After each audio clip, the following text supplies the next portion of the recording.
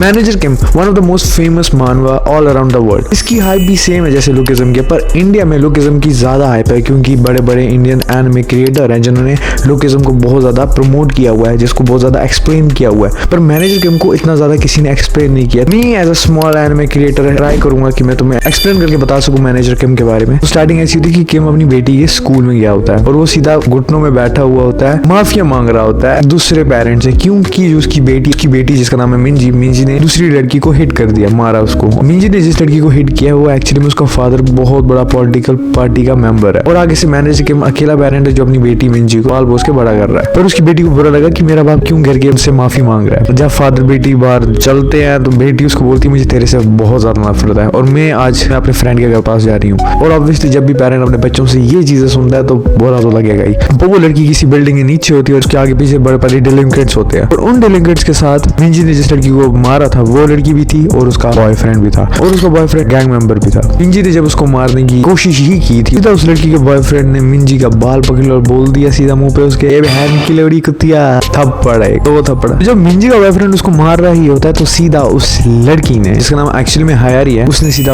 बट्टा मतलब पत्थर उठा के सीधा उसके सिर पे मार दिया और उसको अनकॉन्शियस कर दिया। सारे लोग बहन जो शांत में होगी कि यार इसने कर क्या दिया, क्या वो मर मत गई। उस लड़के के किसी बॉस ने उसको फोन कर दिया कि यार क्या सीन चल रहा है। तो सीधा हायरी ने उसके फोन को पकड़ लिया और फोन को पकड़ के उसने बोला कि मैं फलाना ढिमकाने की बेटी हूँ, मैं तुम्हारी बड़ मार दूंगी। तो गाड़ी में सारे लोग बैठ गए थे, हायरी का बॉयफ्रेंड, हायरी, मिंजी जो अनकॉन्शियस थी, 2 बॉडीगार्ड्स और एक बॉस।